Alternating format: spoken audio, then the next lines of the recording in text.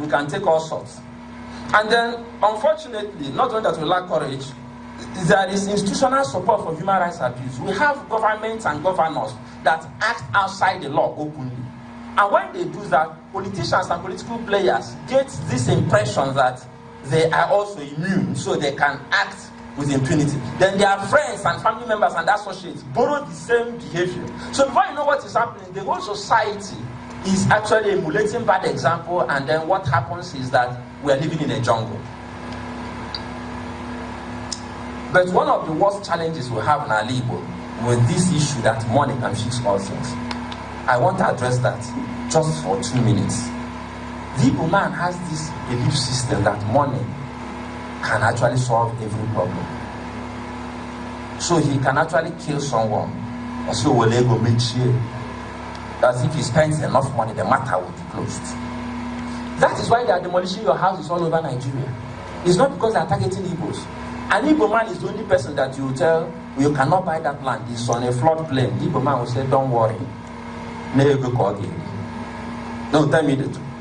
And he will start with you that gave him the advice. He will close your mouth with money. He will sell the land to him. Do the documentation. Knowing fully well you shouldn't go there.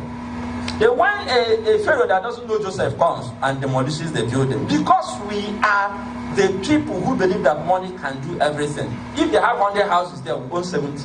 So it looks like we were profiled. But the truth is that we are the people who invest in property, and we are the people who must invest, so we buy anywhere. Abuja, same story. Lagos, same story. You have a sense of impunity that if you have enough money, you will tell you, see, one day, he said, when we get to that bridge, we'll cross it.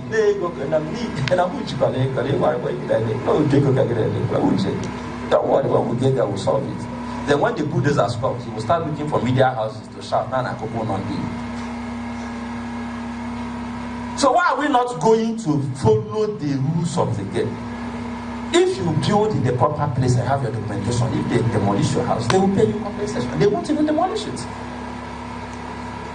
So that issue of impunity, driven by the thinking that money can fix all problems, is very dangerous. So what solutions do we prefer? Because we're interrogating the situation. We must have knowledge. We must make sure the knowledge of human rights covers the entire space. Every place people gather, they should be discussing human rights. It is sad that we are going to have elections in Anambra State tomorrow, and no governor, no candidate is raising human rights as a campaign issue, and the electorate are not talking about it also. It's a big shame. As long as people do not make it the most important conversation, we will continue to suffer as a nation. Why? Because human rights affects and covers every aspect of your life, and I'm not joking. The right to good governance is there. Every other thing, in fact, the right of inclusion. Let me also explain this carefully. Now, when you have a proper government, when you have a proper leader, one of the things you use to assess quality of leadership is their capacity to include persons who are vulnerable. But we live in a country where the last people will consider are the pensioners.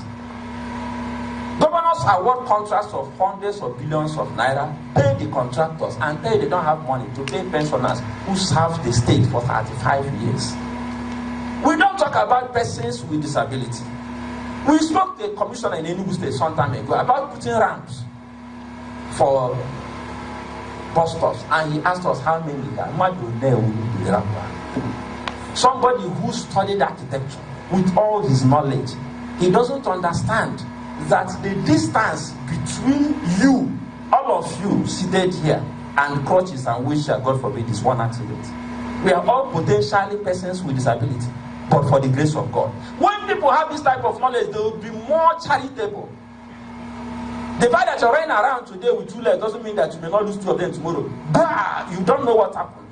And then you wake up at orthopedic, no 2 legs. You have joined the other side. Then you suddenly become more compassionate, suddenly become more. But you don't have to wait until it happens to you. These are all human rights issues. We don't think there's no inclusion. Once you are vulnerable, once you don't have resources, once you don't have power, you are not part of the conversation. Nobody remembers you, nobody talks about you.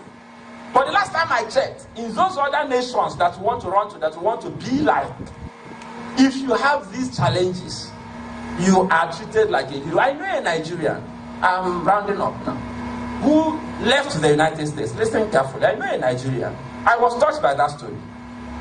A couple, out of patriotic zeal, left the United States, either late 70s or 80s. The man renounced his citizenship. He said he didn't want to be tempted to go back to the US. So he gave up. He did it officially. He burnt his bridge. The wife retained her own. You know, women are more, in some cases, oh, this smart Hannah. I hold my own. No. They came to Nigeria. 3 of the families took this decision. They came back to Nigeria. I met one of them. He told me the story. And when the heat was on, 2 of them fled back to US. The one who couldn't travel was because he gave up his citizenship. So he had to start processing again. So he didn't travel back.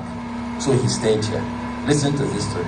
Much later, for medical reasons, the wife went back to the US because all she had to do was to show her social security number. They processed her papers. She went to the US. And she got treatment for free. As they just saw the money, they were like, wow, madam, where have you been all along?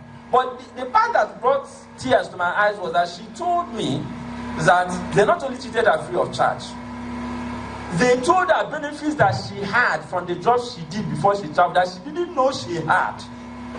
So they gave her a house free of charge in an estate developed for retired persons.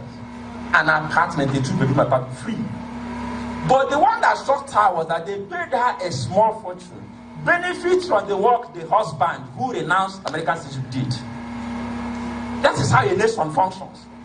And in Nigeria, we say that Larry deserves a no, say Larry, why no catalytic, no, was in America. Can you pass out the darkness? The man rejected us.